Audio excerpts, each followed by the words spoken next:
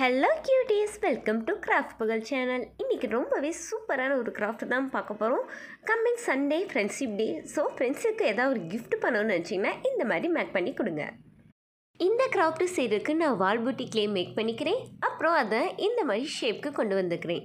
அதே மாதிரி இன்னொரு ஷேப்பு செஞ்சு ரெண்டுமே ஜாயின் பண்ணிக்கிறேன்.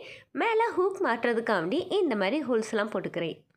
இதை நல்லா ட்ரையாக விட்டு எடுத்துக்கோங்க. நெக்ஸ்ட்டு நம்ம பெயிண்ட் பண்ண போகிறோம். ஃபஸ்ட்டு பென்சிலில் ட்ரா பண்ணிக்கோங்க. நெக்ஸ்ட்டு நம்ம பெயிண்ட் பண்ணிக்கலாம்.